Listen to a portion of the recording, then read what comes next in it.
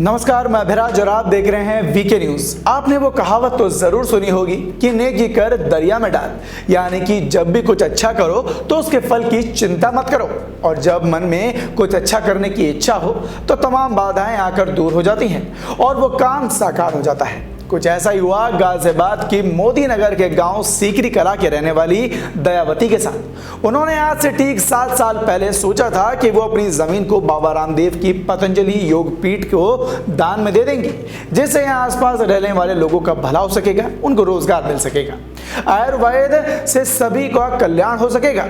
उनका वो खूबसूरत सपना आज यानी कि 7 साल के बाद जाकर साकार हुआ।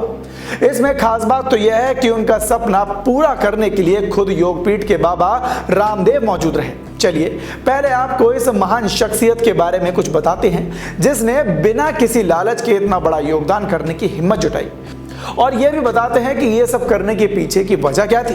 दरअसल सीकरी कला में दयावती देवी का मायका है। उनके पिता कचेड़ू के कोई संतान नहीं थी।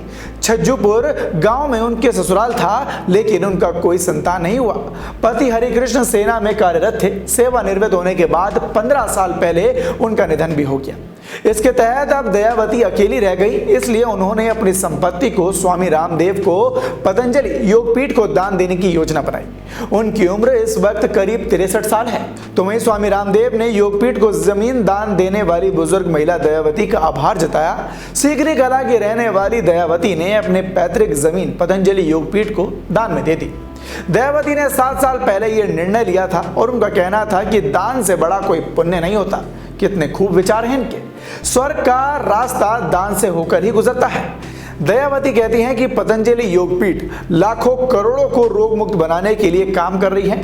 निस्वार्थ सेवा भी पतंजलि करती है, इसलिए उन्होंने पतंजलि को जमीन निःशुल्क दान में दी, और ताकि वर्तमान और आने वाली पीढ़ी को उनको द्वारा किए गए प्रयास का लाभ हो और उनमें भी दान पुण्य करने की प्रेरणा मिल सके।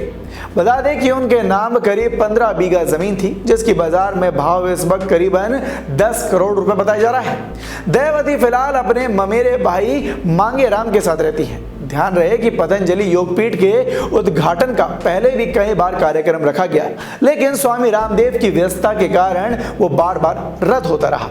लेकिन जब उन्हें पता चला कि दयावती ने, जो कि इतनी बुजुर्ग होने के बाद भी उन्होंने अपनी 10 करोड़ की 15 बीघा जमीन फ्री में दान दे दी, तो उसके बाद वो खुद को उनसे मिलने के लिए रोक नहीं पाए और खुद वो यहाँ पर आके इसका उद्घाटन किया गया। तो दयावती के इस अद्भुत कारनामे पर आपकी क्या राय है, हमें कमेंट बॉक्स में कमेंट कर जरूर बताएं और देखते रहें वीके न्यूज। धन्यवाद।